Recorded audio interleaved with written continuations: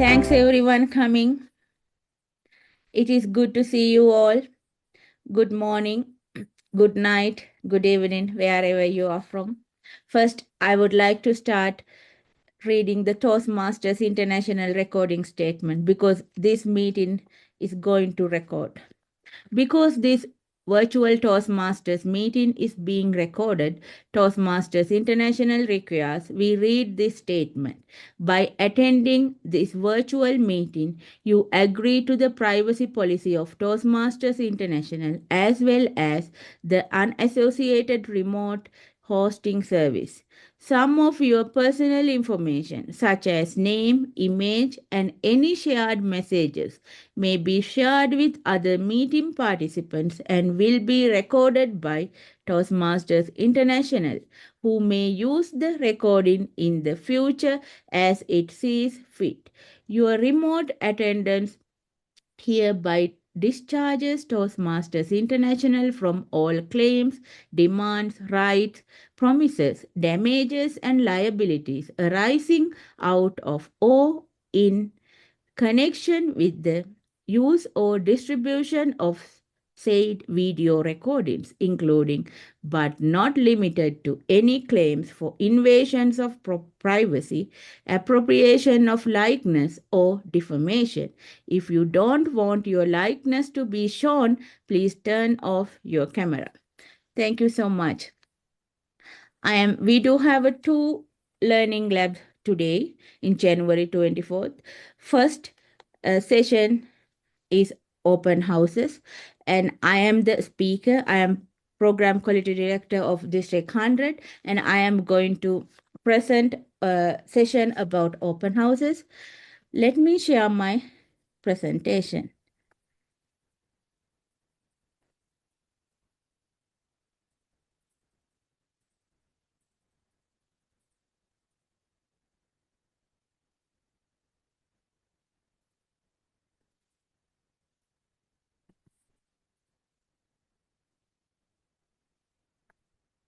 Can you all see my screen?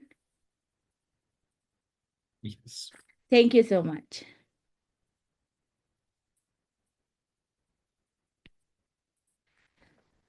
Hosting open houses regularly helps clubs succeed and makes the membership experience fun and engaging. Actually, that is true. That is our goal. When we have an open house, we really wanted to increase our membership. Not only that, we really wanted to make it fun, entertaining, and engaging audience as well as members. That's why we have an open house. What I am going to present today, I am going to first talk about expected outcome having an open house. After that, I am going to talk about when I create this presentation, how did I categorize open houses? After that, I'm going to talk about each open house, and I divided into not 5 steps, and I'm going to explain one by one. If you have any question, I cannot see when you raise your hand, please ask me. So having an open house, what do we expect? Expand membership. That is true. That's the obvious goal. We really want more members. When we invite so many people, it could be around the world. It could be in different states from different cultures. The diversity is going to increase because different geographical area members bring so many ideas, and it is really good. Different cultures, that is one good outcome we can expect. Also, we do have many clubs in District 100, different types of clubs, such as Dungeon and Toast. They do have a games every fourth Friday, I guess. I believe Patrick is it last Friday of the month, right? So different, also Capilla Astrologer is an astrology club. I know in some district there is a lawyers club. This kind of different clubs there. So it really helps to showcase the club unique benefit when we have open house. The third one is foster community and connection. What does that mean is when we create a foster community and connection that provide active engagement. Not only that, it really helps create a safe space.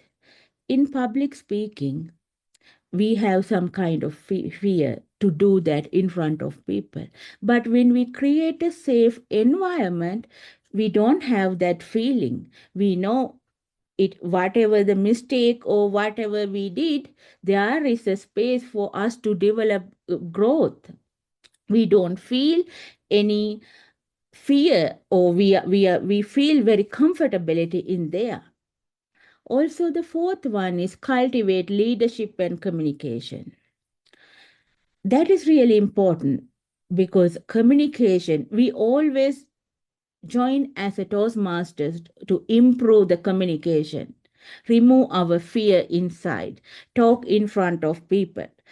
Not only that, there is a other one would really visible when we have open house leadership. That is a great beginning. People who joined as a guest, they can see what kind of leadership roles this is happening there. The fifth one, enhance club visibility and reputation. When we think about some district, there are some club very quiet and they do not have more visibility. Maybe few members, 8 members, and keep quiet, and that is a very good very good for these club to have an open house. And it is also help for all members there to start a fresh beginning. These are the things I expect when we have our open house. So as I said, I categorize these 3 criteria for these open house. What are they? Online open houses, in-person open houses, and hybrid open houses. We do have clubs in all these forms. Now what am I going to do? I'm going to present each and every open house. First, I choose online open house. Again, I am going to talk about 5 steps. How can we present these open house? After that, in-person and hybrid, I'm not going to repeat same thing. I am going to present only what is the difference than online open house. If you have any question, please ask me. Okay, then these are the main steps as I said. Step 1, planning and preparation. That is really important thing. Step 2, agenda and program. We really want to build a strong agenda and program. Third one, setup and practice. Always in Toastmasters, we talk about practice, practice. Practice make perfect for us. Fourth one, host in the meeting. Fifth one, follow up and engage. All these 5 steps are really important for club to gain more members. If we follow these things carefully and engaging way, that we would, I'm 100% sure we would gain more success having an open house. First one, step 1, planning and preparation. In there, I thought about what are the planning and preparation. Determine the purpose of and goals. When I say that, what does it mean? Some clubs' goal is to gain more members. Some club wanted to show who they are, what kind of club they have. Or some club wanted to show the Toastmasters. I mean, what is the Toastmaster, value of Toastmaster? So when we determine our purpose and goal, this could be only one goal, or mix of goals or several goals.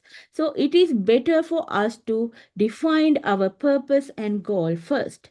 Then we can pay attention and we can plan according to our goal. The second one is set a time and date. When we set a time and date, this is really important thing. So we, after we define our goal, we know who is our target audience. When we set a date and time, that should be feasible for our members as well as our audience. Therefore, never ever set up a date and a time close to the holidays. Try to find the feasible date, convenient date, and a time for all our targeted audience as well as members. Choose a platform, virtual platform. When we have an online open house, it is very important what virtual platform we choose. It could be Zoom, WebEx, Microsoft Teams, Google Meet, whatever platform we choose, try to check. Can we share a video? Can we share the presentation? Is there any issues we don't know, whatever the platform we choose? So we want to make sure, according to our requirement, this platform fulfill our requirements. Also, promote the event. First, create a very compelling flyer. It attracts people, or they think about what is the surprise, or what is this event, why would I join?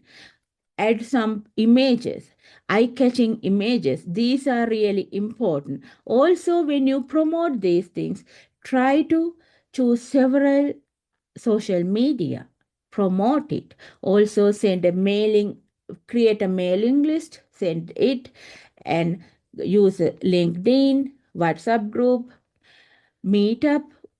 It doesn't matter which social media you use, but try to promote it as much as you can.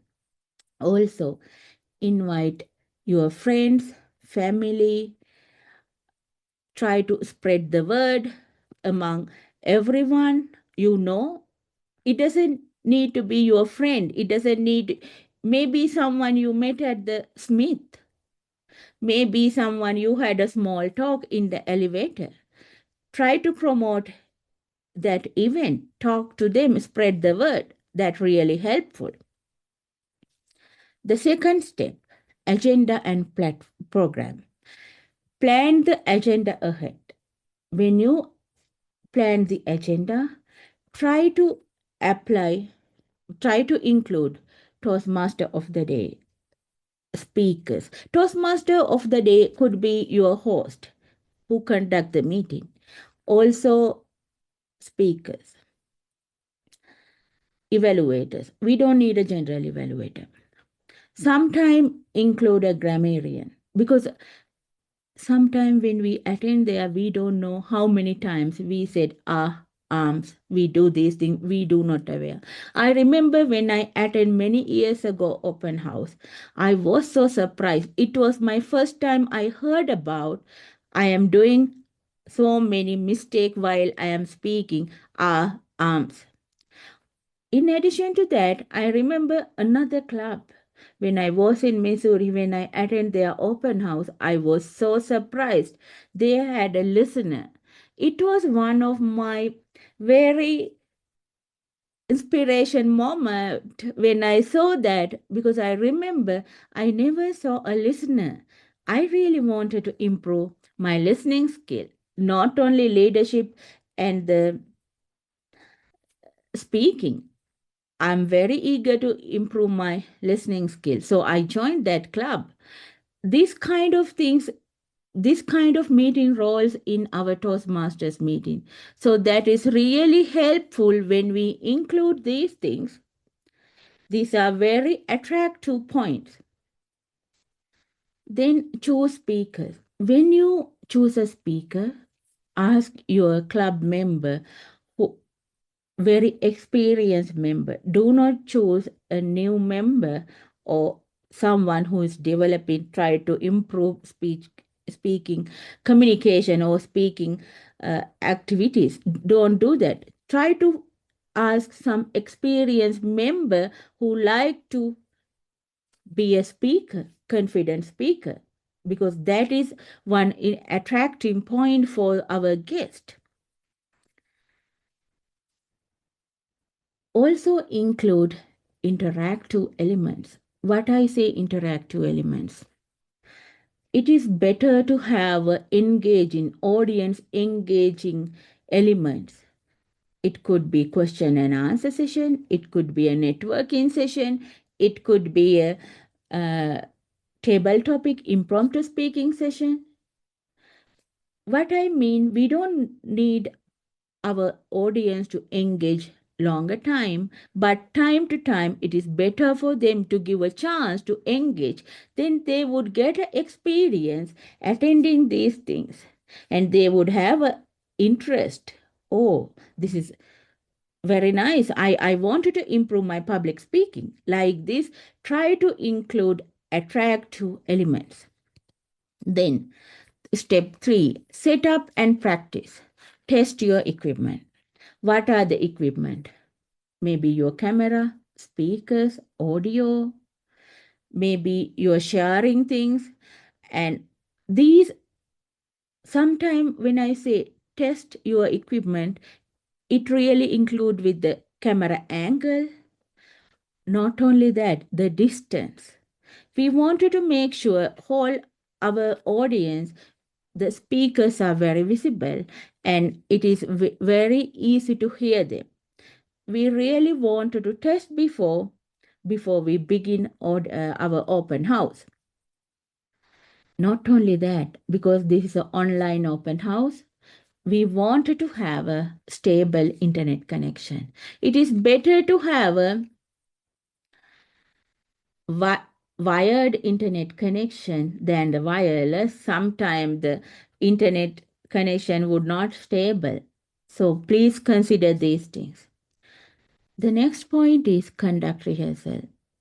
In Toastmasters, always we said practice, practice, practice make perfect. That is true. When we have a rehearsal, our members, whoever going to be a timer, grammarian, speaker, we are going to do a rehearsal. That is very helpful for all of us to have a very smooth and transition open house. Keep in mind, it is better to practice before the open house. Fourth step, hosting the meeting, welcome and introduction. Start on time. Whatever the time you announce or you promote in your promotion, start. You have to be there early, but start on time. Welcome guests and members, everyone. Also introduce what is this. Introduce about Toastmasters and unfold the meeting. What is going to happen? Let them know, oh, this is the agenda. This is the way we are going to make it happen. So giving this introduction really help audience to be there, engage there. Otherwise, they would lose their interest. The second one in here is engaging speeches. Find a very engaging speaker. What I mean, you can ask someone to do an inspiration speech or how Toastmasters help. Try to apply little bit humor because always everyone like humor. Try to engage in things, inspiration, motivation. Try to add little bit of everything and deliver a good speech. That would really help audience to see, oh my God, if I join Toastmasters, I would be like, I wanted to be this kind of speaker. Try to find that kind of speech. Also, the speech title and topic need to be very engaging, and that is something related to Toastmasters. Or you could do something else to attract your audience, that is true. But how implement how Toastmasters help to be this kind of speaker, that is one important thing. Also, after this speaker speech, try give a evaluator. This evaluation need to be positive and constructive evaluation. In this positive and constructive evaluation and feedback, it is better to find the three things that speaker did very well. Also, two things for suggestion. This kind of positive and constructive evaluation really help when the audience see that. It is great, right? Everyone love to hear what are the good things we did. Then in addition, after that, these are the two things so you can improve for next time. That is very good thing, because sometimes when we invite audience, they never saw evaluation. That's why it is really important. Also, interactive activities. As I said, it is better to have interactive activities throughout the online, throughout the open house. What I mean again, you are going to have a table topic speeches. Have a table topic master. Ask a question. These questions need to be open, very open to attendees, because if it is going to be complicated question, nobody like it at that point. So try to ask a easy question, thought provoking. They can think on their feet and create an answer and provide an answer. Sometimes some audience doesn't like to participate. That's fine, but let them to be there and look at how others are engaged in these activities. Also, you can create some networking event. They can engage with the very experienced Toastmasters. They can go to have a small group, or they can go to breakout room, and it doesn't matter what it is. It could be a networking event or question and answer session. Let them to ask question about Toastmasters and open the meeting on that session to talk about this is the Toastmasters. This is the benefit. These are the things we would get. So have a interactive activities. Then overview of the Toastmaster program. Always have some session, maybe 5 minutes, 10 minutes. Talk about what is Toastmasters, what are the benefit you get. Also talk about them. Toastmaster International is an international organization. And from international organization to until members, there are some steps there. And when we join there, we can get many benefit. Not only that, talk about little bit of pathways enhancement. Also, leadership opportunities. And as I said, international to membership. What are the steps? What also we can talk about some contest. There are some contests. Sometimes some people join, they don't need to start from the scratch. They are in an advanced level, but they want engagement. So try to pay attention what kind of audience you have. Then according to that one, because you know where you promote your event, and then try to provide the overview of Toastmaster program according to your audience. Again, this is the continuing host in the meeting, testimonial and success stories. If your club has a member who participate in the international contest, in the convention as an international speech contestant, or who represent the district, these are social proof how develop, how they grow, how they learn in being a member of this Toastmaster club.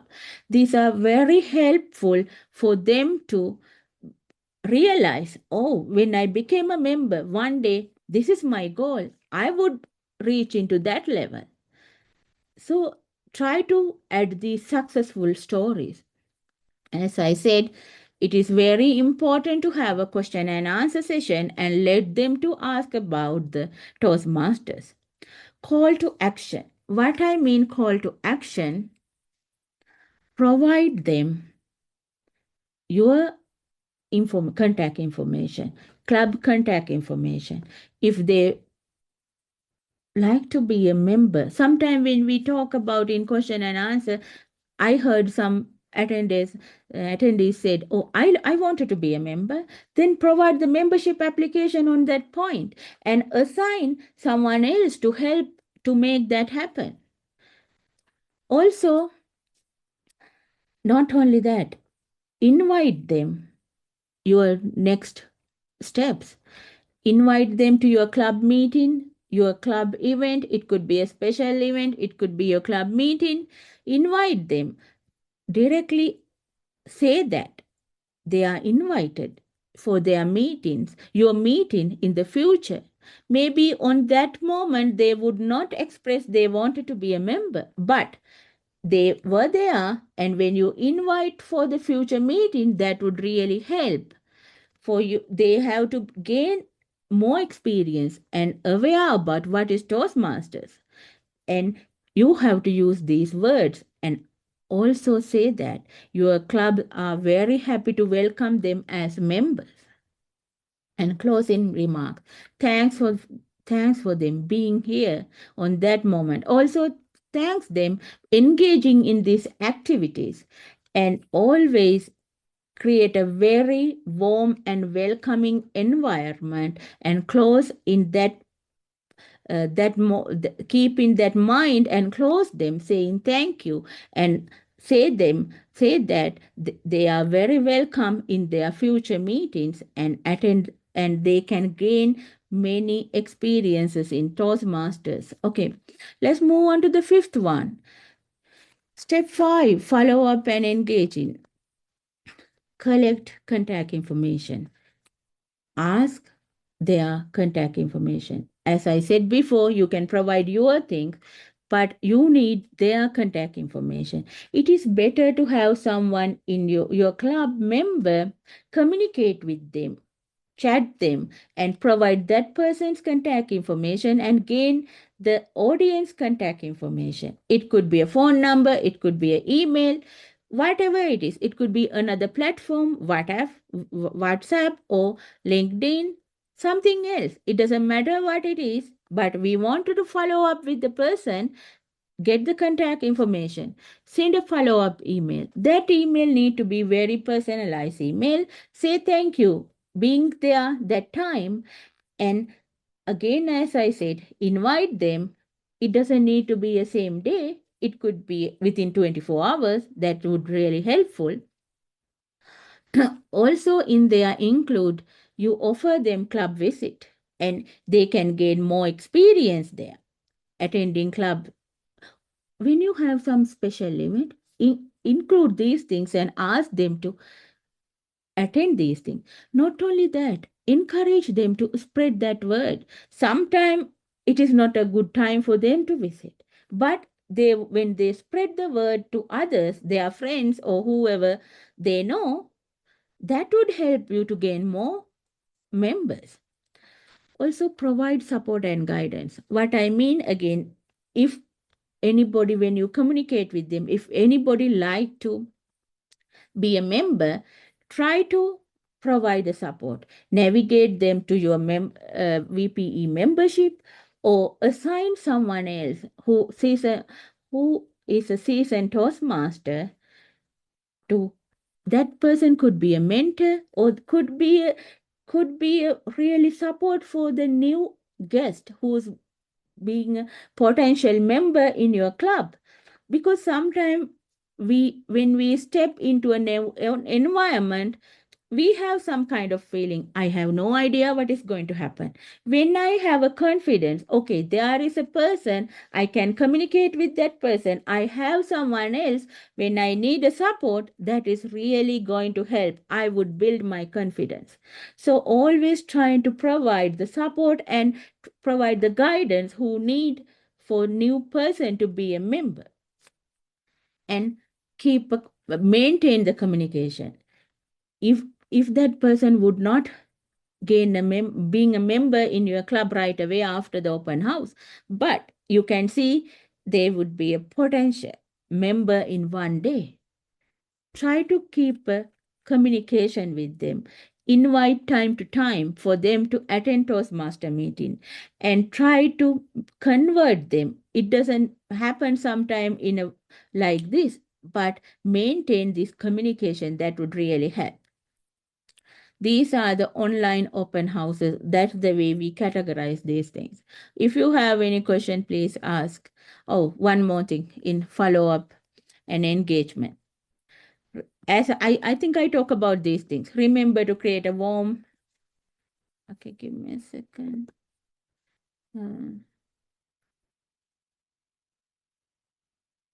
Oh, I'm sorry. I think I did a mistake. Can you see my screen, Patrick? Yes, yeah, we can see your screen. Thank you. Okay. Remember, I think I said that. Remember to create a warm and inclusive atmosphere. Okay. Other thing, be prepared to address any technical issue, because sometimes, even though we said we look at everything, but there should be a technical issues. These things happen, but be prepared. You should not be panic. You need to backup plan if this kind of technical issue happen, how we are going to address them to ensure a smooth flow of our event. Things happen always, but we need to have a backup plan. So get ready for these things. Also ensure a positive and welcoming experience for all attendees. Do not miss anyone. Everyone need to be treated very equally, because always in Toastmasters, that's what we create, positive and welcoming experience. Having a proper planning and execution online open house, that would really help all of us to create all of us to reach our goal. As I said from the beginning, we define what is our goal. So having a proper planning and execution, it would, I'm 100% guarantees we would reach our goal. So if you have any question before I move on to in-person open houses, please ask, or do you want me to move on to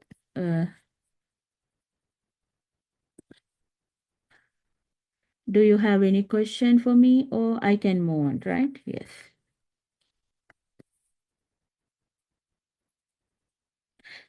As I said from the beginning,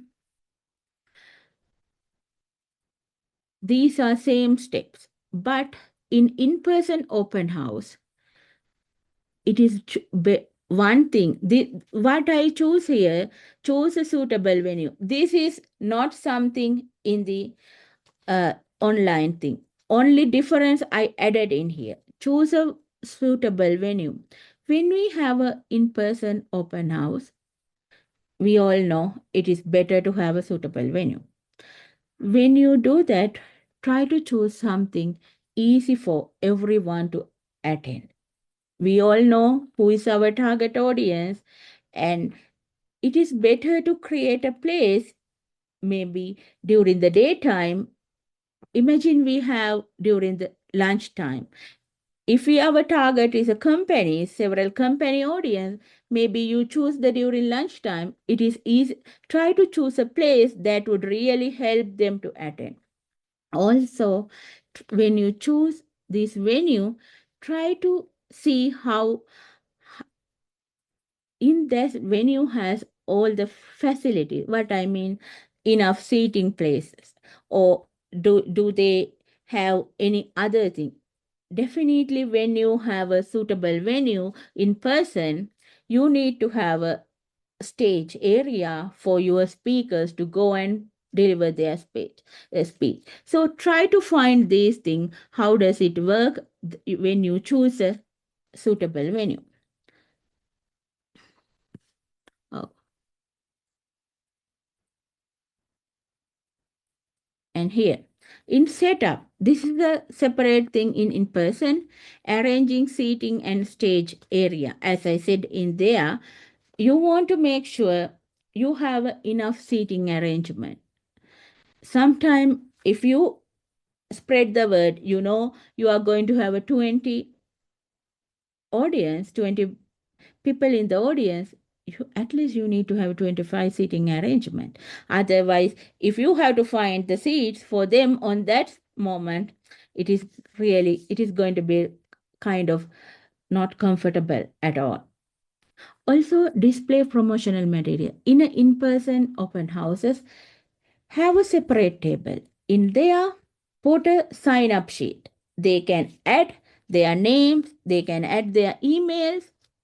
Not only that, have some flyers, also some banners. This is really important. Also, as I said, when you have someone who represent your club in the speech contest or someone who won it, have that person use that person as a promotional material. That would really help. Try to display whatever is good for your club in this promotional material. If your club has a unique identity, try to promote these things also. In addition to Toastmasters brand material, try to promote the uniqueness of your club.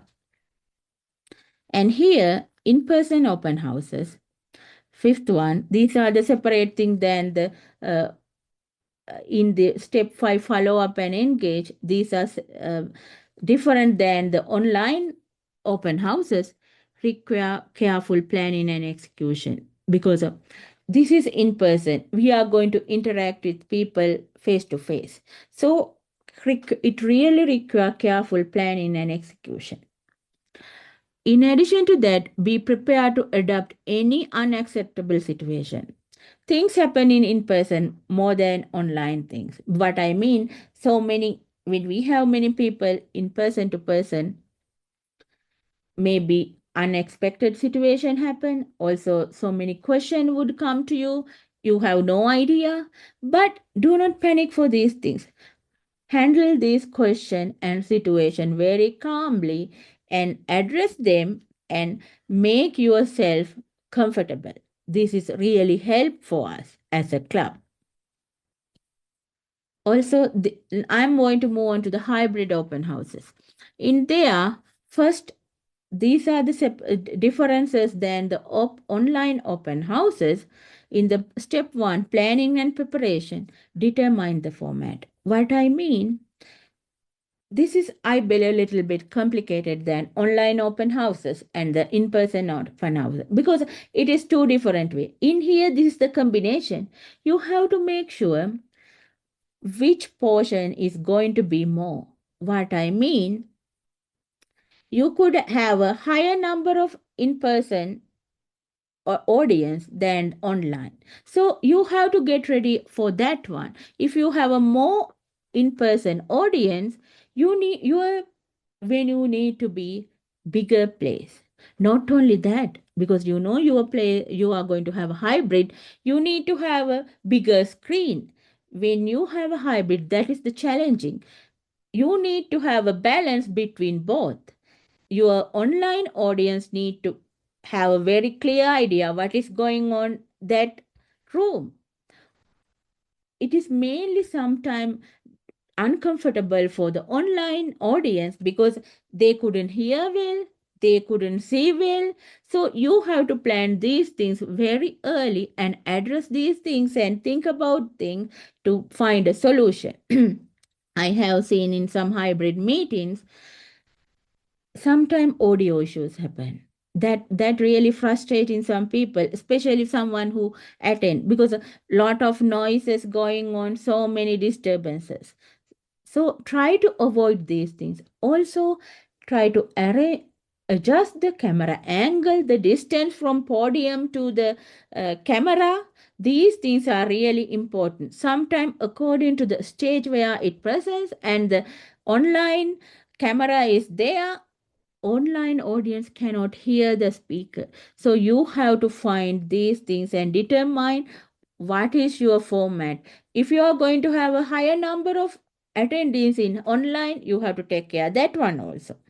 So also when I said select a suitable venue here, you have to again pay attention for the internet connection, and you have these what I talk about, enough space, you have a staging area, because you are going to have a hybrid open house. Do you have enough equipment? Can they provide the bigger screen? Can you get these things? Because you have to plan everything earlier to make a hybrid open houses. Venue setup. In here also hybrid open houses, you have to plan according to about, as I think I talk about this one, venue setup. Your setup need to be the cameras and the audio, everything. You have to set up early, trial and make it happen. Practice before hybrid open house happen. This is really important. We always expect our meeting open house to go smooth. And this is also very important. When you have a hybrid open house, we should not give a idea to our audience. Those who attend in person have a more engagement in a meeting than the online, or those who join from online have more engagement than the in-person attendees. It need to be balanced. If you find a speakers, try to balance two speakers, because we always want to have a balance. If you are going to have evaluators, give a in-person evaluator, have a online evaluator, or have a round robin evaluation session. Think about it. Is better to have a balanced agenda. We should not give an audience, oh, we care more in person than we care online. No, it's always accommodate both in person and virtual participants. We need an equal representation. These are the only thing I have to talk about online open houses. I believe, okay, I'm going to stop. Umanga, distinguished Toastmaster Shanita asks in the chat, what suggestions do you have to keep officers from being overwhelmed by the prospects of hosting an open house?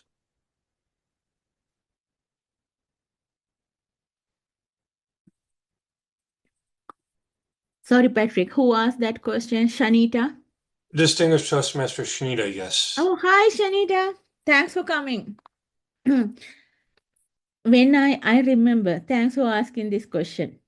I remember when I did that one in when I was member, our club had 4 members.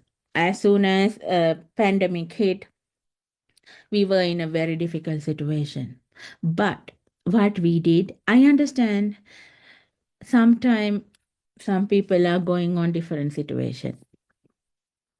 But if they overwhelm, don't push them too much if they don't want to do that. But ask them to be there. There could be, because if you say we do have 7 officers, right? If 2 people overwhelm, 2 officers overwhelm, you could ask help from others, or you could ask help from members, because you can convince them this is the requirement. We don't have 8 members, right? Or something else. If we really wanted to reach our goal as a district end of the year, we have to start right now open houses. It is a good time to start open houses in January, because I don't think we do have 6 months. We do have a little more than 5 months, right? This is the best time for us to do an open house. I understand it is overwhelmed for some people, but do not push them. Try to engage with other members, whoever like to help. As a president or as executive committee, you have to make it happen. If they didn't like it, that's what I did, I remember. If they don't want to do that, let them to be there, but engage with others, because you cannot do this one alone. I believe, Shanita, answer your question.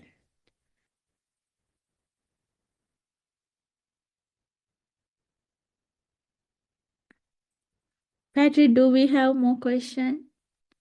Thank No, just the only other comment is Shinita thanking you for answering that question Okay, and saying that it's a wonderful perspective. okay. Do you, Anyone else yeah. feel? Also, if you had a different kind of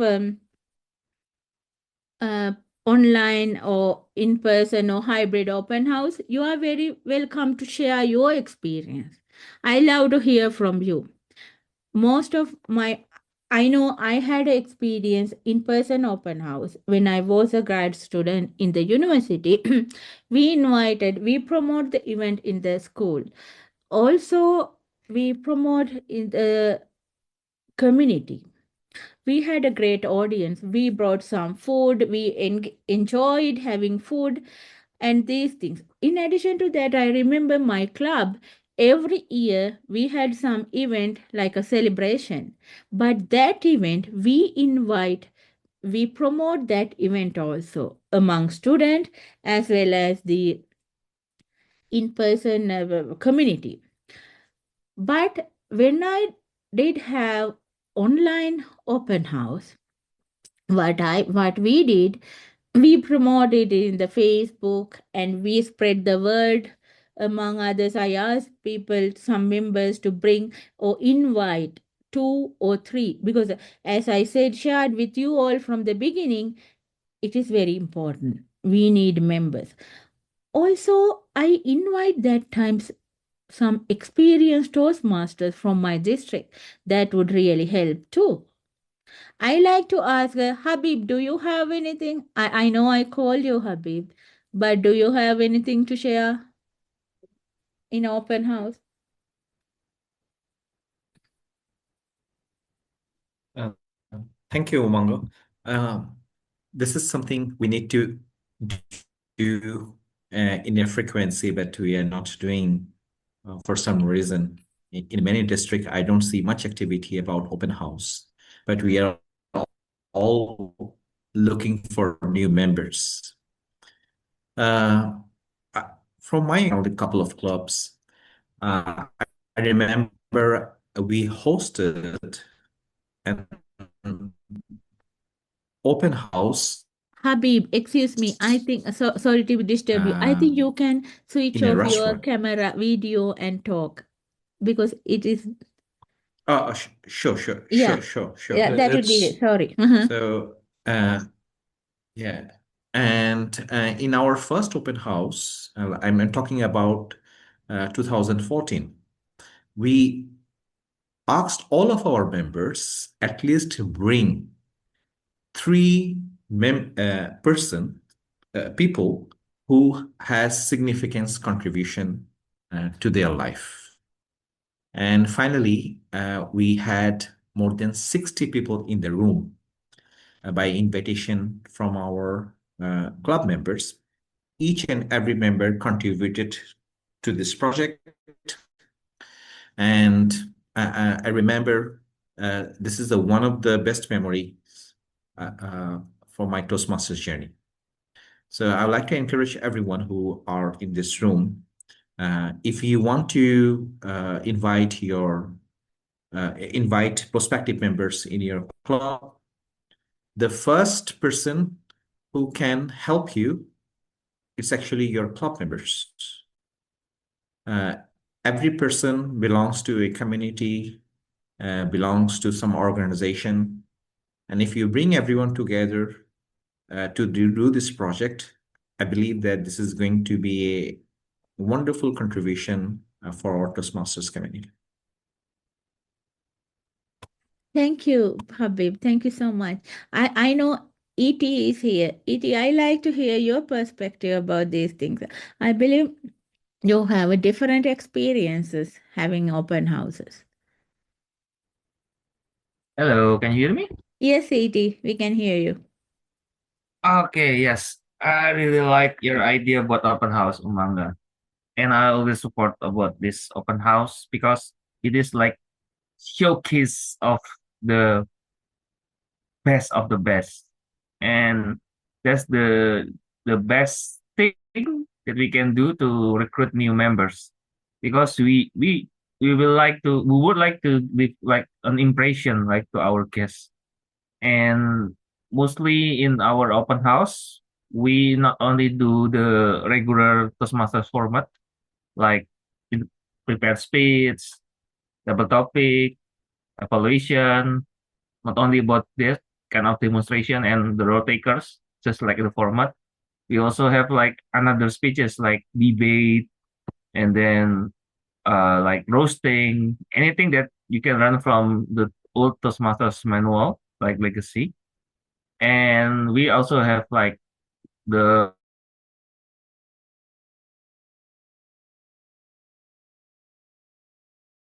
open house. It means that the focus is not us, it is them. So if from us to them, you will get the right audience. Remember, this is more about the recruitment. This is not just for showcase.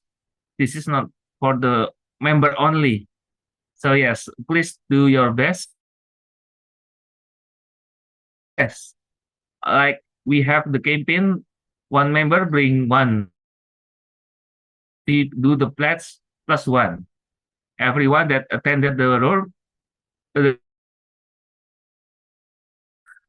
either as a speaker or evaluator or anything, kind of role, they should bring one.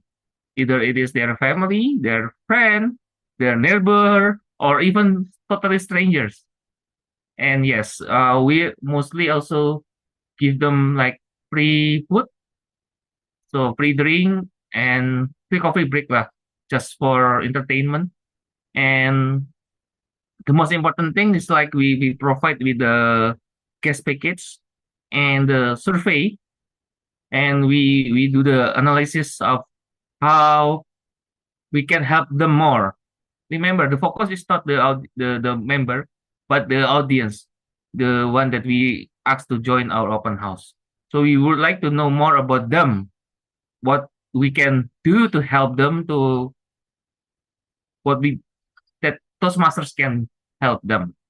So I think that's all from my insight, Umanga. I think you did well on this presentation. Congratulations, and that's all about my experience as an open house organizer. Back to you. Thank you, ET. Thank you so much sharing. I know you are World Travelers Club and you travel many clubs around the world. So thank you so much. So I know, Patty, you joined from your phone. Is that possible for you to share what your experience? I know you are very experienced Toastmaster in District 8. Thanks, Samaga. For me, uh, just taking the various opportunities. I know at a corporate club at the end of a year, we celebrated and we asked each member to have their supervisor come, and we had some food, and we highlighted some things that each person accomplished that year.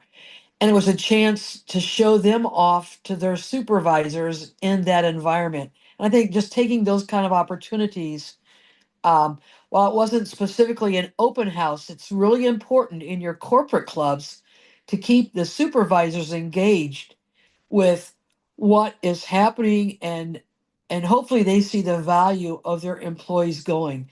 And I think we need to make sure we emphasize, because supervisors change, you get new management in, there's a lot of downsizing. They're questioning, why are people using work time to go to this and they're away from work?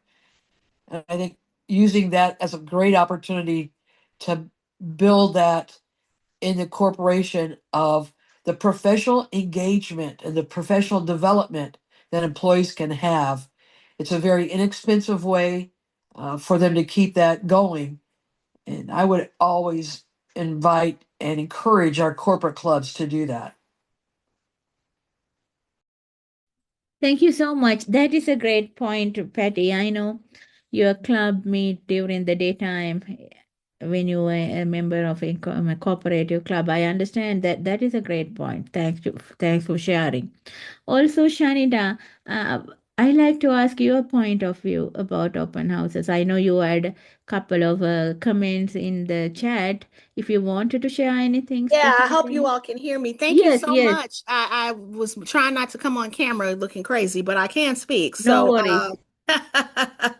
thank you again for doing this. Let me say that. But what I think is that open houses, as I said in the chat, are two-pronged. They allow us to obviously give our best of the best, as someone said, of who we are as an organization.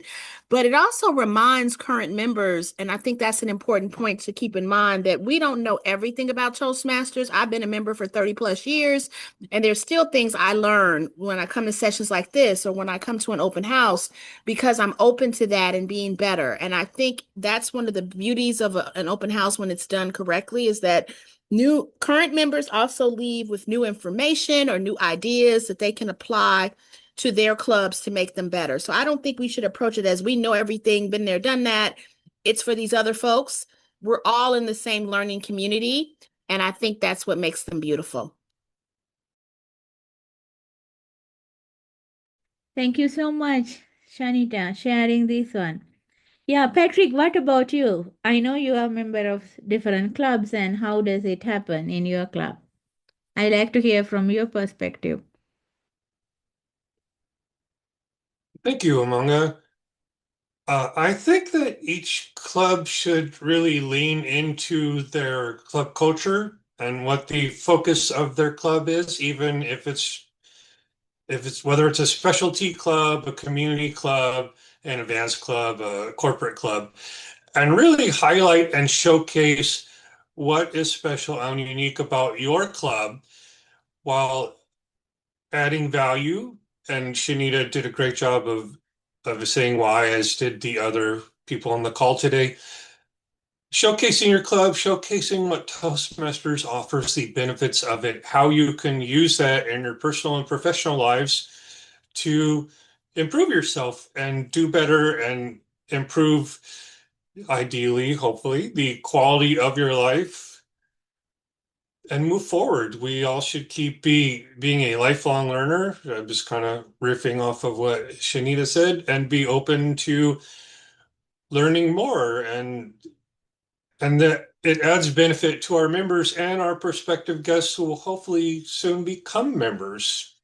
So, and make it fun. Make it fun is my just suggestion. And our founder said we learn best in moments of enjoyment, provide an enjoyable meeting and atmosphere, and have a well-run meeting. And you will hopefully get guests, and they will want to join either on the spot. Sometimes they do, or they will come back. I hope that helps. I just kind of gave a broad overview. Thank you, Umanga. Thank you so much, Patrick, sharing these valuable ideas. Also, I can see we have Volanda. Volanda, we do have 2 more minutes. Do you have anything to share about your perspective about open houses?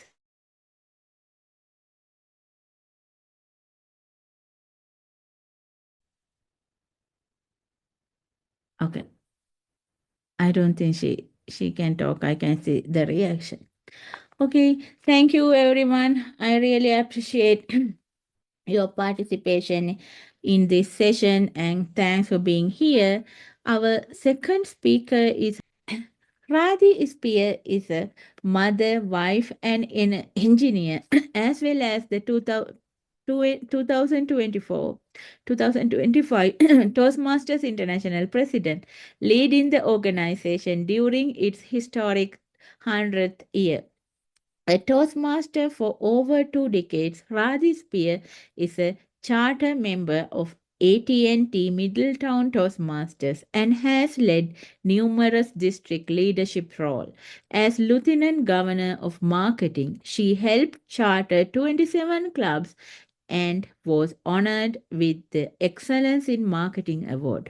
Radhi is a distinguished past district governor of what was then District 46, a district that once encompasses the areas now known as districts 83, 46, and 119, covering metropolitan New York and New Jersey. At the time, it was one of the largest districts in the world, with more than 250 clubs and over 4,500 members. In 2009, she was honored with the President's Citation by then Toastmasters International President Jana Barnhill and later served on the first ever International Leadership Committee. That same year, she also spoke on the leadership panel achieving success in the distinguished district at the Toastmasters International Convention. Her service continued as Region 9 Advisor 2015 to 2016 and as an International Director from 2017 to 2019. In May 2025, Radhi was honored with the Brand Laureate Laureate Laureate International Brand Personality Award for her inspiring leadership and for being a catalyst in shaping confident communicators and future leaders. Outside of Toastmasters, Radhi was worked in the telecommunication industry for over 30 years. As an electrical engineer, she has specialized in software development, system administration, and acceptance testing, troubleshooting issues, and developing software solutions that impact millions of people. She lives in Piscataway, New Jersey, with her husband and is the proud mother of two daughters. Please join me in welcoming Radhi Spear. She is going to present today. Let making it real. Radhi, floor is yours. Thank you, Umanga. I want to know how much time do I have? I'm sorry because I joined late. I want to make sure I keep the time. Normally we do have a 1 hour. It is Okay. yeah. If you If can I make it finish, within right now Pacific time is 9:12. If you can okay. finish it at 10 o'clock, that would be great, Radhi. Oh, certainly. And I'm sure I'll finish earlier and maybe No take worries. questions. Yeah, Can I share my screen? of course. Give me a sec. I believe you can. Okay, let me see. Desktop one.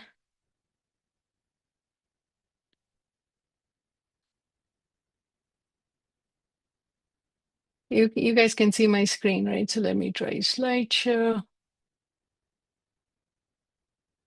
Yes, we can see your screen. It's coming up slowly, I think.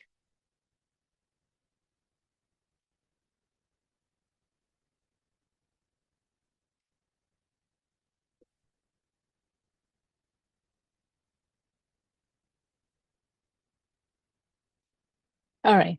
You see my screen now? All right. Yes.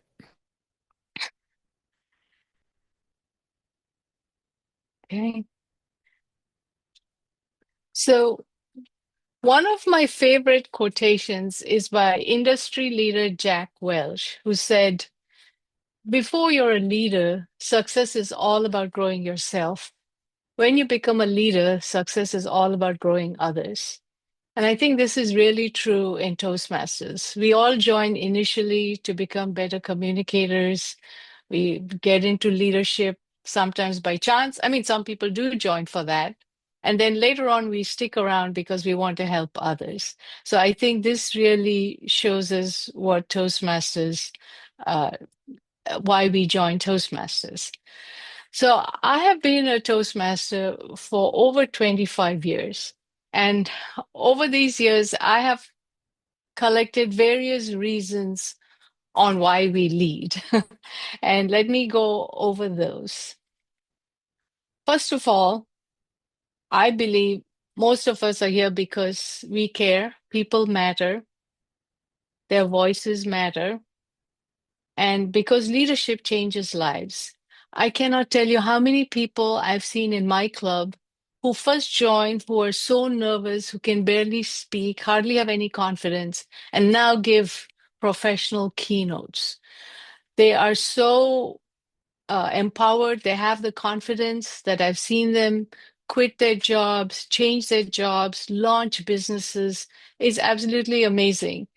And I have been very fortunate, having been international president last year, that I visited so many clubs in so many countries. And people, Toastmasters, they don't come up to me and say, "Hey, Radhi, I have learned communication and leadership skills." They tell me, "Toastmasters has changed my life." And I'm telling you, all of us here in Toastmasters can help others, and leadership truly changes people's lives. And what I really admire and like about Toastmasters, this is my favorite quote by our founder, Dr. Ralph Smedley, who said, "Ours is the only organization I know dedicated to the individual. We work together to bring out the best in each of us, and then we apply these skills to help others." How great is that? We are not interested in making money. We are not interested in the stock market. We are not interested in any of that. We just want to make sure the member can do well. And if our members actually follow the guidelines of Toastmasters, they can make money. But we, the organization, we are not interested in making money. So what is it that we should do to make it real? I think we all need to lead with purpose. And there are many reasons that we all have on why we lead. One, the standard reason, we're all members of Toastmasters International, and we'd like to achieve our envisioned future. As you know, our Toastmasters mission used to be, we want to be the first choice provider of dynamic, high-value, experiential communications and leadership skills development. So our envisioned future is to make sure that everyone can speak well and lead well. But this is the organization's vision, and we are leading because that's the mission they have given us. But what is our mission? Because there's so many people out there. What is our mission really? For me, for example, it's pride. We've been in existence over 100 years in 150 countries. This is a tried and tested method. If you really look into it, how many businesses have lasted 100 years? It's barely 5%. The fact that we've lasted this long shows that this program works. And it doesn't matter where you're from, it doesn't matter which country, it doesn't matter what your occupation is, what cultural differences we have. Toastmasters works if you follow how they've laid it out. What is another reason that we lead? I would say to help ourselves. Some people think, oh, now that I've, finished completing my 2 paths, or I got my DTM, I'm just doing it for others. Yeah, you're helping others, but you're helping yourself too, because everybody in Toastmasters learns. I like to talk about this quote by business management expert and consultant Tom Peters, who said, "Hard is soft, soft is hard." By this, I would say what he's saying is that getting certifications, getting degrees is relatively easier. We all know what to do. So, Umanga read my introduction, and you heard that I have a master's degree in electrical engineering. So you all know, you got to go to college, you got to study, take the exam, you get that degree. Some of you are in the finance field, some of you are nursing, some of you are accountants. We all know what we need to study, how to get the certification, and then we can apply for jobs. But really, what people are looking for, employers are looking for, companies are looking for, are the soft skills in addition to these hard skills. And where can you learn that? And this is the one reason I like to tell people why we join Toastmasters. It's not just communication skills, because in this day and age, we have so many options, right? If it's just communication skills, I could read a book, I could watch YouTube videos, I could join the local college and take a class. Now, online courses, LinkedIn Learning, Coursera, you name it, I could do it online. Why should I join Toastmasters? It's because Toastmasters is a safe place. It doesn't matter if you stumble, if you fumble, if you forget what you have to say, people will still clap and encourage you. It's a practical space. You don't just read the theory, you actually come and try it out. You give a speech based on the guidelines, you get feedback, you work on the feedback, you give a speech again, and you become a better speaker, a better leader, a better person. And lastly, it's a community. There are people there to support you. You are there to support them. We're all there to help each other. So that's why Toastmasters work. So, what are the soft skills I have learned? And I'm just spelling it out because sometimes it's good to emphasize this so our members will learn. Starting with communication skills. So, I used to be a very shy, quiet child. When I was 3 years old, my family moved to Africa, to Lagos, Nigeria. I had a wonderful childhood, but I was very shy. Teacher would ask the student, you know, to stand up and answer the question when I was in first grade. So I would stand up, and then the teacher would ask me something, and I'd just whisper, and I'd say, "Speak up." And, I would just tremble and whisper even more. I moved back to India when I was about 11. And since I'd grown up in Africa, I had the accent. My family, to help me out, put me in Catholic school. So I wore uniform. I looked like all the other kids.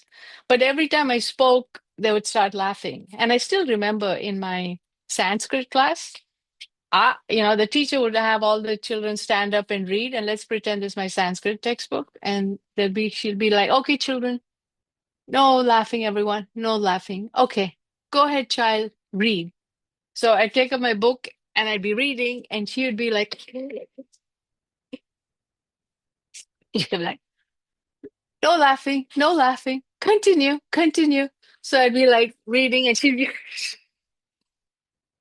So I survived, and I came to the US. I survived high school, went to college in India, got my bachelor's degree, came to the US for my master's in electrical engineering. Can you believe I was the only girl in all my engineering classes? After a few classes or so, suddenly the teacher would spot me. "Oh, you there in the last row. Can you come up? Can you write on the board? Can you answer the question? And I didn't have Toastmasters. I didn't have the confidence. I struggled. I struggled through primary school, high school, college. I wish I was so happy when I finally found Toastmasters. I love to belong to an organization that cuts across national boundaries and welcomes people from different cultures and occupations. Toastmasters brings us all closer together in our common goal of personal growth. My sister is a psychiatrist. Every time she sees me, she marvels. She's like, "Wow, Radhi, you were so shy. You were so nervous. Look at you now, happily giving a speech everywhere you go." So she tells her patients, they'll say, "Doctor, I don't want to take medication. I'm nervous. I'm anxious. I get panic attacks." And she says, "Join Toastmasters." And she says, "I have sent so many people to you. You should give me a cut." So back to this. So we learn these soft skills. We are learning communication skills. We are learning time management. You all know, like Umanga told us very clearly, this ends at 10 a.m. Pacific. You can plan your day. Oh, around this time she's going to speak, then I'll be free. I can go do whatever I need to do, right? We learn time management. We learn how to run meetings. There is an agenda. You clearly know what's happening. I worked at AT&T for over 20, close to 26 years. I cannot tell you how many times I've been in a meeting and the boss waits till the last 10 minutes to bring up the main point, and then, oh, can you all stay? Like, I'm like, all of you should join Toastmasters to have a better meeting. I don't know if you've seen this at work, but truly, they could all benefit from this. We learn presentation skills. I'm not just speaking. Today I'm using PowerPoint. Maybe if we were in person, I would have props. Maybe I'd have a book. I would have things. So we learn how to present well. We learn, I call this enhanced customer communication. By that, I mean, many times when you're dealing with your customer at work, sometimes they don't even know how to ask you the right question. They ask you something related to the project, but you use your table topic skills. You gather all the information you figure out what the question they asked you, and then you answer them. And sometimes they'll say, "Oh, yeah, that's what I wanted to know. That's what I was trying to ask you." So it really helps you. It helps the customer too, because we've practiced table topics. We learn networking. Do you know during COVID, people were all stuck at home, and companies today, I've read in Forbes magazine and others, they are so happy that they would like people to know how to network. We're all stuck on our phones. We don't know how to interact with each other. We start a job. We are at a loss. But in Toastmasters, we come early to the meeting. We chat with each other. It's networking. And then we learn listening skills. This is so important, right? When you say you are going to be my evaluator, you're going to pay attention and listen. And with that, we learn how to give constructive feedback. Having been in a Fortune 500 company for over 30 years, I cannot tell you how many times I've had a review where my supervisor talks to me in private and does such a poor job. And we learn to give feedback in public, in front of everyone. The speaker gains from it, the evaluator gains from it, the audience listening to the speaker and the evaluator learns from it. We all learn from it. So for me, there is so much to be learned in Toastmasters. And this is just as a member. But what if you continue? What if you say, you know what? I'm also going to take up a club officer position. What do we learn as club officers? Practically speaking, we learn strategic planning. Every club has a mission, right?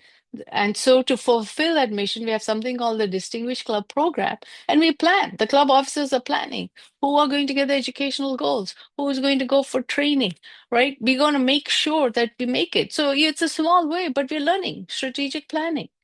We're learning teamwork. I'm VP membership, you're public relations, you have to do the advertising. Everyone's got their role, and we all work together as a team. And we learn collaboration as we all work together. Customer service. Our members are our customers. We want to make sure the members in our club do well. So we're learning customer service.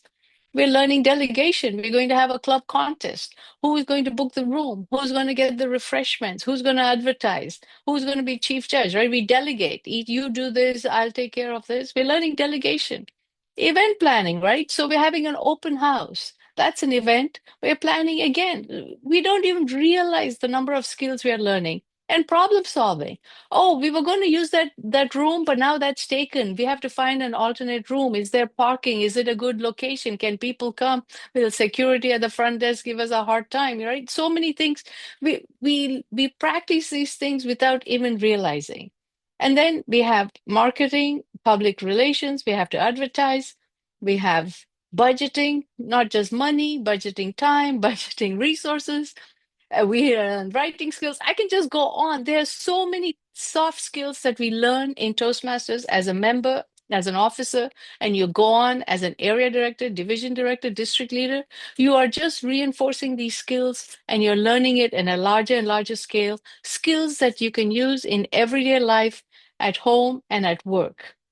So coming back to why else do we lead? Okay, we're helping ourselves, but some members will tell me, oh, Radhi, I would like to help others. And that is powerful. You've gained so much, you've learned so much, now you want to help others. That is great. I have read so many articles that say, and I'll get to that in a minute, the secret to happiness is actually helping others. So in Toastmasters, not only are you learning and growing, you're helping others, and it makes you feel good. And one thing that I learned is Toastmasters helps everyone. As I mentioned, I was at AT&T close to 26 years. And every year they would have what they called a hackathon. So for some of you may know that IT people, but for others, it's like, employees get together and form a team. They work together, brainstorming, and they come up with an idea that will help the company. In 24 hours, they have to make a little plan, present their case on why this will help the company make money. And you know what? Every time Toastmasters participated in a hackathon, they would always place first, second, or third. Initially, I thought, wow, all the brilliant people at AT&T are in my club. Look at that. They're always coming first, second, or third. And then I realized, no, they know presentation skills. I mean, maybe they have brilliant ideas. I mean, I'm not saying it's not brilliant, but they know how to present. And then I thought, oh my God, our world has so many problems today, so many issues. They must be doctors, lawyers, engineers, people in all walks of life out there who have the solution, who know how to solve the problem, but perhaps don't know how to communicate that. Nobody's listening to them. If only they would join Toastmasters. We need to get them to join Toastmasters to help ourselves. They need to join Toastmasters so they can present better. That's why we need to charter more clubs. We need to get more members to join. It's really to help ourselves and help everyone. The other point that I was just talking about is to be happy. And I saw this quote online and it appealed to me. So it says it's a Chinese proverb, I'm not sure, but it says, if you want happiness for an hour, take a nap. If you want happiness for a day, go fishing. If you want happiness for a year, inherit a fortune. But if you want happiness for a lifetime, help someone else. I cannot tell you how well it makes you feel when you help someone and you see the change in them. That is the biggest gift of all. And here in Toastmasters, it's a win-win. You're helping yourself, you're helping others. How great is that? And now I have to come to some practical reasons on why we need to make it real and lead. And that is, we need growth. And I'm going to share with you some charts that we on the board of directors look at every month. And if you look, for example, total membership payments in the month of December compared for the last 10 years, after COVID, we have not really recovered. We still have it might look like a 3.7% increase from the previous year, but look at just before COVID. We were at 368,274 payments. But look at us now. We are still trying to get there. If you look at our total paid clubs, we are not, again, this is the practical situation. We really need to work on getting our new clubs. John Lurquin, our chief marketing officer, analyzed all the data before COVID, after COVID, before dues increase, after dues increase, before pathways, after pathways. The single most important criteria for a district to be distinguished is chartering new clubs and getting new members to join clubs and existing clubs. Every club has a life expectancy. You and I may belong to really strong clubs, but the average club only lasts 3 to 5 years. So we need to keep chartering new clubs and getting members to join. So our mission, and just to remind everybody, the district mission is very clear. We build new clubs and support all clubs in achieving excellence. Our club mission, we provide a supportive and positive learning experience in which members are empowered to develop communication and leadership skills, resulting in greater self-confidence and personal growth. As an engineer, I can tell you, I don't know how to measure supportive and positive, but that's why we have the Distinguished Club program. That's how we measure if the club is serving our members. So if any of you get annoyed that the area director is constantly talking about the DCP, like, oh, you haven't reached your DCP, it's not. We're just trying to make sure we are serving our members. And I like to think of it as two sides of a coin. If you're happy, you will smile. And if you smile, you're happy. So if the club is distinguished, we are serving our members. If we serve our members, the clubs will be distinguished. So that, to me, that's one way of looking at it. And in Toastmasters, like I said, we do everything to serve our members. I always like to show this chart that the member is at the top. We support the members by the club supports the members so that the member can learn and grow. So we need strong clubs. I've said this many times. Dr. Smedley was brilliant when he came up with the concept of Toastmasters. Every member has a home. Their home is their club. If their club provides a positive and learning environment for them to do well, that member does well. So the bottom line is we need to make sure our clubs do well. If we can fulfill our club mission, the rest of us are not even needed. You don't need area directors, division directors, district leaders, nothing. We are all there to support you. So if the clubs need help, we have the area directors. If the area directors need help, we have division directors. Divisions need help, we have the district leaders. And then you have the region advisors, and I'm there at the bottom of the board of directors trying to come up with policies and changes that will help the member do better. So everything is set up just to help the member do well.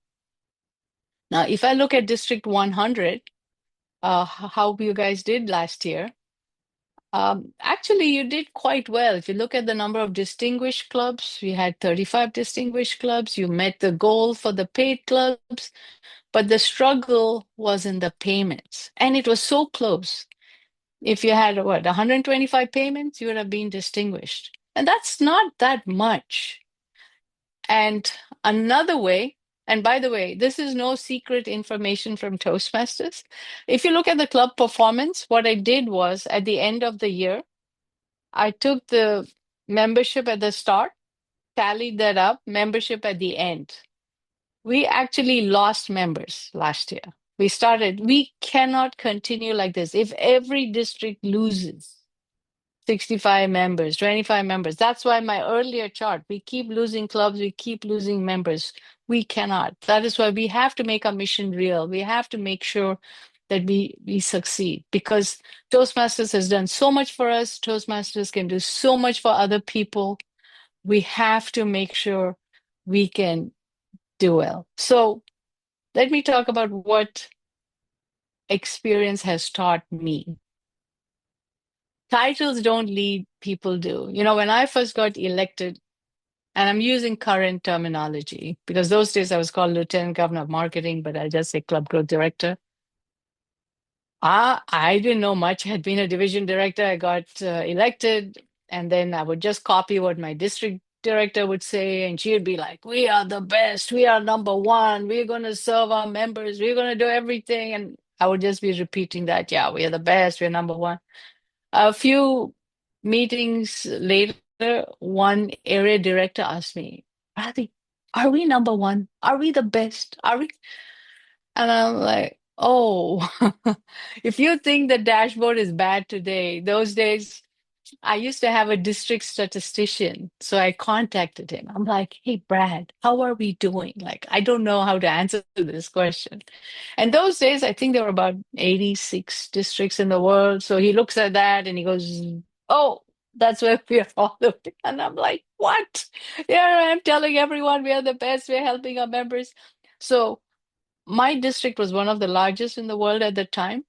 We had 51 area directors. I wrote to every one of them individually and I said, "This is how you're going to be measured," because we finished area director training, division director training. I said, if we have to be distinguished, you have to visit the club 2 times. You have to make sure this many clubs are distinguished. You have to make sure this many educational goals. If you don't understand this, let me know. I'll explain to you. And so for each person, I customized it for their area, sent it out and said, "Please, if you don't understand, let me know." So the lesson I learned was that people listen to you. When you're a district leader, people are listening to what you say. And it's very important that you follow through what you say. Don't just say things. People are listening and they're learning from you, following you, watching you. So I have learned that to try and be careful with what I say because people are listening. And actually listening is how you have to listen to them. Because to me, leadership is influence. It's a two-way street. Your supervisor at work will tell you what to do. You have to do this. This is the deadline. But we as leaders, it's two ways. I listen to you, what your issues are. I tell you what we want to do, what our shared goal is, and we work together. And people remember how you make them feel. You can't just be a dictator. This is what we're going to do. This is what we have to do. You have to build trust. You have to work with them. So I remember when I was district director, for example, having one of the largest districts in the world, those days, the way we were measured was number of paid clubs, number of payments, but also they would separate out what they call the CCs and the ACs. Those were called the core four. And to get a competent communicator award, a CC, those days, you have to give 10 speeches. And it was always a struggle and similarly, the AC was also 10 speeches. To get to that was not easy. And I remember I had gone to India on vacation. My sister invited me to her home club. Their club met every week for 3 hours. And I thought, I'm in a corporate club. We meet for 1 hour every other week. We need to get 10 speeches to get one CC. So how many people can speak? You can't get other people speaking, then you can't complete on time. And then it was like a light bulb. And we as leaders are worrying about this, thinking about this. How can we solve this? How can we get a solution? The members are not. They're busy with their lives. They're doing their own things. So I came back and I declared, oh, we're going to meet every week. They're like, what? What are you talking about? So then I realized as a leader, I need to lead by example. I need to explain why. What is my logic? What am I thinking? So I begged my home club. I'm like, please, let's meet every week. And to this day, my club, AT&T Middletown Toastmasters, we meet every week. And that is the only way you have enough speaking opportunities to make the goals. But now, of course, we have pathways. A level 1 is much shorter than a CC and so on. So you can do it. But I would urge you, if you're meeting every other week, make sure it's 2 hours or 1.5 hours at least. Otherwise, it's very hard to reach our goals. The reality of district leadership is, I think every year you see us tweaking things. It's complex. What is it now? How many clubs do I need? What is it? How will be measured, right? It's very important to know how you're being measured because what's being measured is what we value. And we all have competing priorities. I admit, right? You have a full-time job, you have a family, you have hobbies, you want to meet your friends. And then we have Toastmasters and we have volunteers and it's limited time, right? How can we get everything done? And I agree, it's not easy. That's why we've learned time management. That's why we've learned how to prioritize what is important. How can we get this done? And I want to tell you that if you think, you know what, Toastmasters is optional, I'm a volunteer, I'd rather meet my friends and go out and have drinks or do whatever. Toastmasters actually helps you. It helps you in your daily job, your every day. It helps you with your life. It helps you with everything, and you're helping others. So it is a judgment call, but I would urge you not to give up on Toastmasters because it is really helping you and it's helping others. Now, what really strengthens a district? It's a strong, welcoming club. How many of you remember when people welcomed you when you went to your first meeting, right? If you have to have quality meetings, members should have value, then they'll stay. Leaders who care. That you are not going to attend a meeting because Umanga said, hey, everybody, go attend a meeting. No, all of us listen to WIIFM radio. What's in it for me? Right? We have to find value in it. That's why we go there. I'm not just going there just because Umanga said, hey, you got to go. Right? Nobody's going to go. We can't persuade anybody to do anything. You have to show them the value. Look, guys, you're going to learn all these soft skills. These skills are going to help you because you can't search for where can I learn how to collaborate? Where can I learn critical thinking? Where can I learn problem solving? You're learning all that in Toastmasters. You have a community. When you have that strong club, that is what helps you do better. It's up to you. So I would say every decision that the district makes has to be thinking about the club. How does it impact the club? How will the members be affected? Everything has to be done with the club in mind because strong clubs is what makes strong districts. That is the bottom line. So it is very important that we focus on the people. Numbers tell us what, but it's the conversations that tell us why. And that's why we have moments of truth. You should try and get every club to conduct moments of truth. Maybe give an incentive, or whoever conducts moments of truth and shows they've done it, because that will tell them what is wrong or why something didn't really work out. And retention is not just a strategy. Retention is if you have connection, if you connect with your members, if they see that you care, if they see that they're valued, they'll stay. But otherwise, they're going to leave. And the other thing I hear a lot is that, district leaders will say, I'm burnt out, Radhi. I work so hard. I've done so much. This club is not, what can I do? But I feel burnout comes from this not connecting, right? If you really go back, and that's why I gave so many reasons why we're doing what we're doing, remember the reason, and you have to persist, because when you do purposeful thing and it's a good purpose, then the effort is there. If you think I'm just doing this because Umanga told me to do it, that's not a good reason. You're going to have to do it. You need to know why you're doing something. You need buy-in to that value. Yes, I'm doing this because it'll help me, it'll help my club, it'll help others. Then you can sustain that effort. And the impact is there. Impact really renews when you see that suddenly. I'm sure all of you have seen that a member joins a club. Within 6 months, you see the change and you think, wow, I encourage this person to stay. Now I see the impact. And then it's like, wow, this is really worth it. Now I'm going to stick around and help other people. But the thing is, impact is often, I would say, invisible, or it doesn't happen right away. It's not immediate, right? You're not going to get immediate gratification. But I urge you all, give that encouragement to that person, showing up consistently, helping people, believing in someone. The only reason I was able to become president last year and be where I am today is because people believed in me. If someone didn't encourage me to become an area director, even though you might say, oh, they just asked you because they had to fill the position, it doesn't matter what the reason is. They saw something in me. They asked me, they believed in me. I thought, oh, wow, they think I can do this. But then I too saw the value.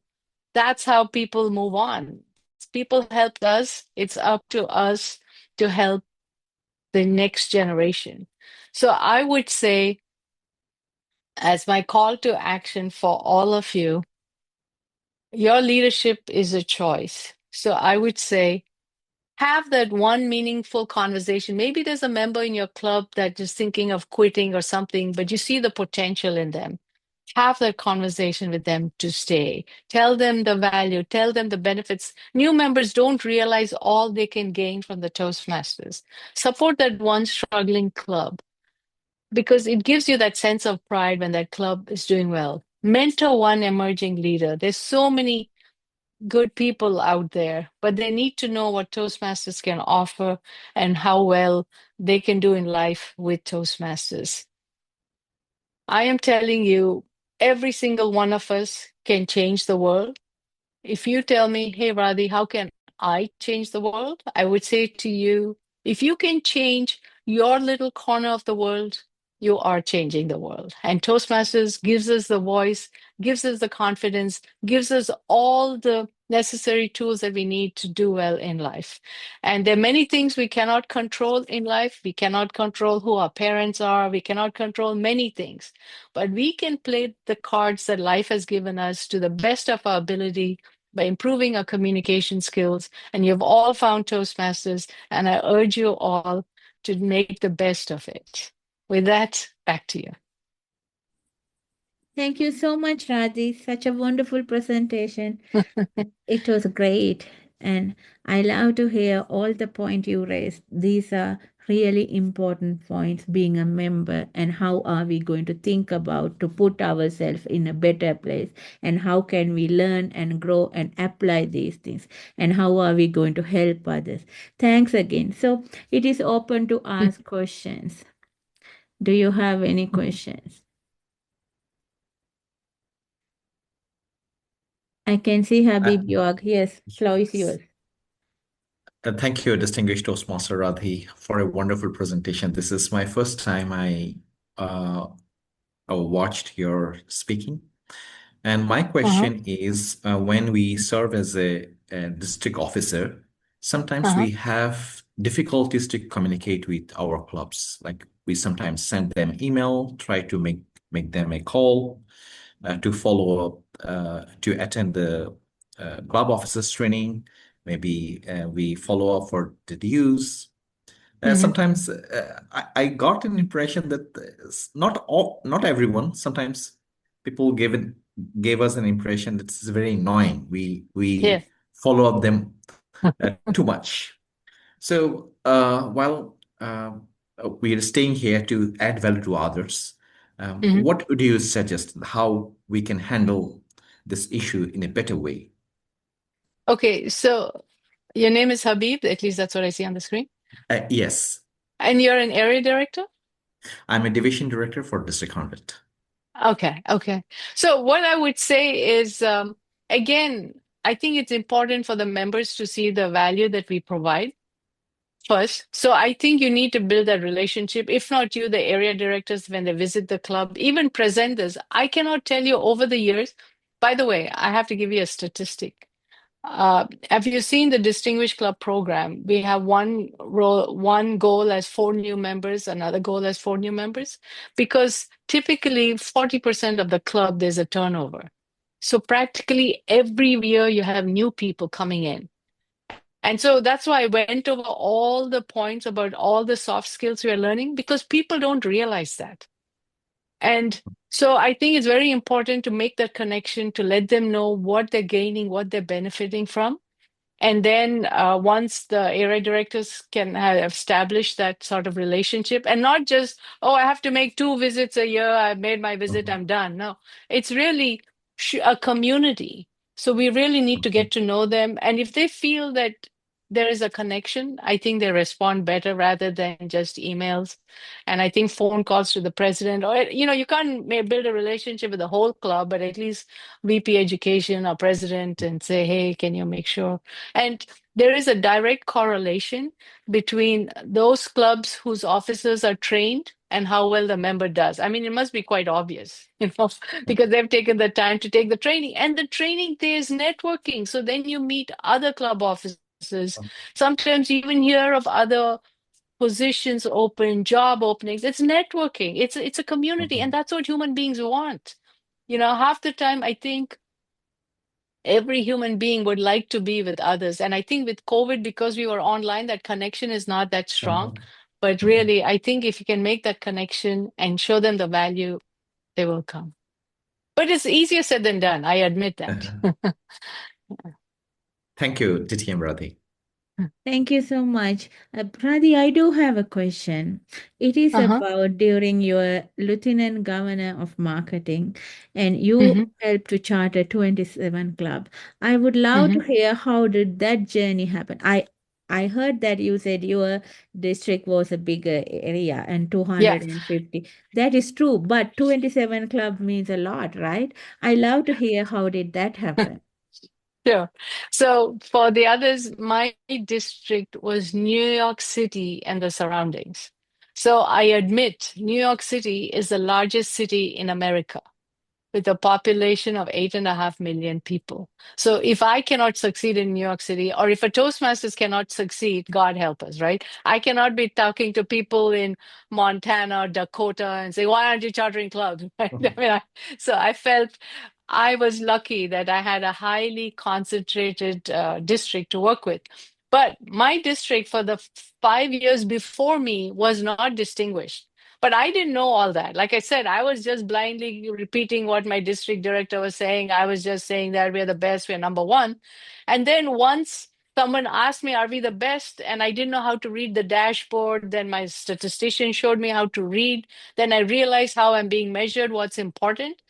So I would use the LMS system. And let me tell you this, if someone shows interest in joining a club, by the way, please use that prospective management tool that we have because do you know we found 60% of clubs don't even respond. So to me, the minute I got a club, somebody's interested in forming a club, I would call immediately. It's like, if you want your new iPhone has come out, you don't want them to respond in 2 weeks. You want it now. I'm excited. I want this new thing. I want to start a Toastmasters club, right?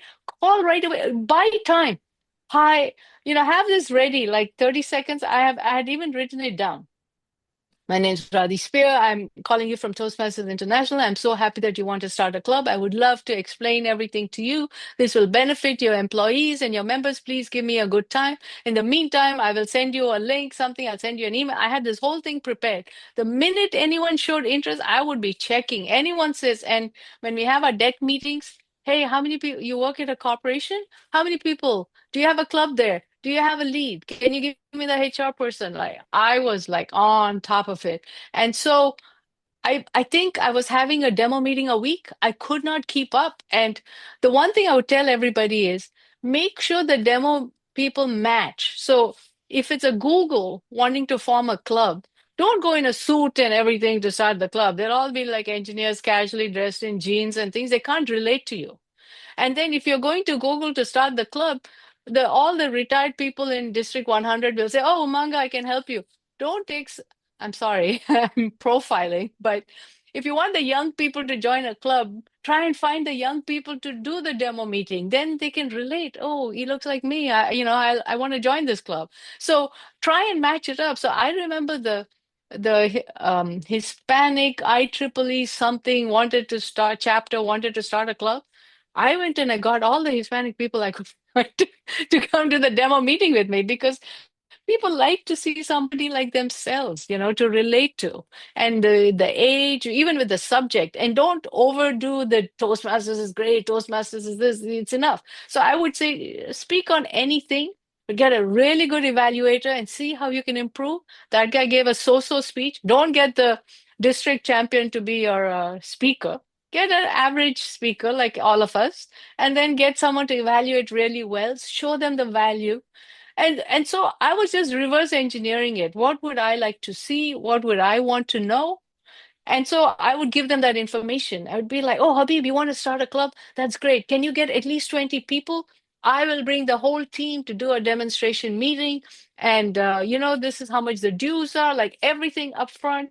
Can you also have the demonstration meeting on a day when you will normally have the meeting? Then you can get a sense of how many people will show up. So don't have the demo meeting on a Friday evening and say the club will be every Tuesday at lunch hour because you can't gauge, right? Have the demo meeting on the day when you're going to have it. Try and have it in the same room so they don't have to be checking their mail. Oh, today it's in this room, next week it's in that room. Same room over and over. And I would say the one mistake I made in the beginning was I would just jump, okay, demo meeting, and then there'd be like 5 people in the room. So now I learned my lesson. Can you please get me at least 25 people? Like, put the onus on them. You get me 25 interested people. I will show you the value in Toastmasters. I can do that. And I'm sincere. I don't even feel like a salesperson. It genuinely helped me. I'm speaking from the heart. Like I said, I have all these stories with my sister, the psychiatrist, telling me, "Oh my God, so I can sell it if you can get me 25 people. I have all the paperwork ready. I know exactly what to do." And I just put yourself in their shoes. Right? I still want to start a club. I don't know what forms to fill. Oh, I will help you with the forms. I don't know how to pay the money. I'll help you with that. Right? So we will have the full support system, jump on it and get things going. So that's all I did and try and make it match. I know in the beginning I made mistakes. Like I sent some people to a real estate company, wanted to charter a club. And one of the Toastmasters was there with the earpiece in their ear and something, and they were irritated, like, is he on a call? Like, are they listening to her? I mean, you have to know how to read the room. If I may share, I know I only have 2 minutes. Make sure your team is prepared, right? So I had an area director say, "Oh, Radhi, I'll do table topics." I said, "Please, make it fun." I know, make it fun. No, like I couldn't even say a word. I know. She shut me down. So it was Prudential, and they said, this is before COVID, right? This is 2006, 2007. They're like, if we really like this, we will start several clubs. We have a video input to show our upper management, everything. Great. The meeting starts, it's going beautifully. Area director comes for table topics. She calls someone and says, "You're a heart surgeon.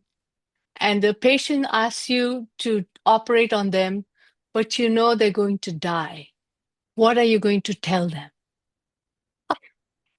The whole room went quiet, right? You could feel the energy in the room go down. And then she continues, I'm asking you this on purpose because in table topics, we think on our feet.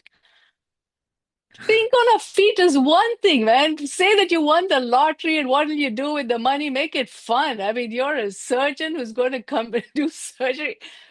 Needless to say, I did not charter that club. It was the end of that. And then my district director told me, did you give a feedback? Like, don't just leave it, right? It's not just in speeches. Like, give a feedback. So now I wrote out the whole thing. When you're table topics, make it light, sample questions, right? So people, you might think you have the whole team and everybody knows. They may not know, but they'll tell you, I know, Manga. You don't have to tell me. I know. Maybe not. So make sure your team is prepped and ready. And then at the end of the demo meeting, I would say, who out here want to start a club?